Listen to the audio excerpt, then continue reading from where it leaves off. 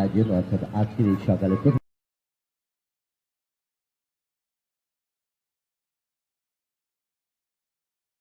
এখানে দাঁড়িয়ে রয়েছি।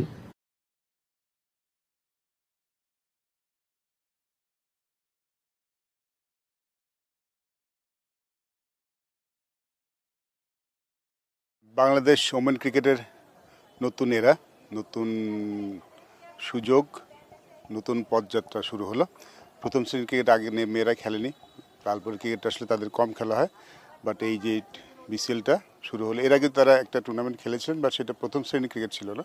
প্রথম শ্রেণীর ক্রিকেট তারা প্রথম শুরু করেন। আমি বলবো যেটা বাংলাদেশ ওমেন ক্রিকেটের নতুন একটা যাত্রা শুরু হলো, এবং আশা করি যে আমরা টেস্ট ম্যাচ পেয়েছি, কিন্তু এখনও টেস্ট ম্যাচ খেলার সুযোগটা হয়নি। আমরা যদি এই মেয়েদের প্রথম শ্রেণীর ক্রিকেটটা যদি কন্টিনিউ করতে পারি, আমরা করবো এটা, তাহলে হয়তো নেক্সট 2 to 3 ইয়ার্স আমরা টেস্ট ম্যাচ খেলার জন্য প্রস্তুত হয়ে যাব, এবং তখন টেস্ট খেলা শুরু করবো আমরা।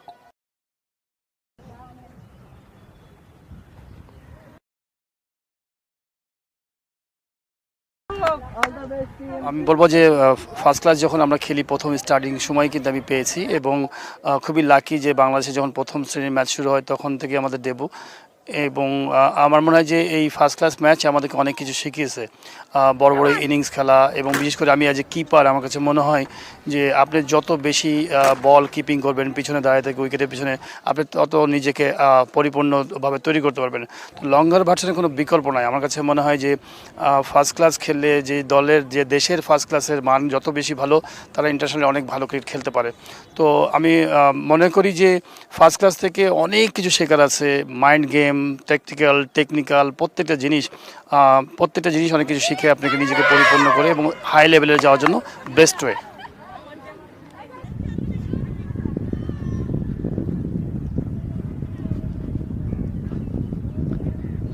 বাংলাদেশের নারী ক্রিকেটের প্রথম ফার্স্ট ক্লাস ক্রিকেট শুরু হলো 3 দিনের খেলা। এর আগে কখনো 3 দিনের ক্রিকেট খেলেনি ওরা, বাট আমাদের দেখে মনে হচ্ছে ওরা রেডি ফর 3 ডে ক্রিকেট, এবং আমার কাছে মনে হয় খুব বেশি দিন লাগবে না, আমরা টেস্ট খেলবো, খুব তাড়াতাড়ি খেলবো ইনশাআল্লাহ।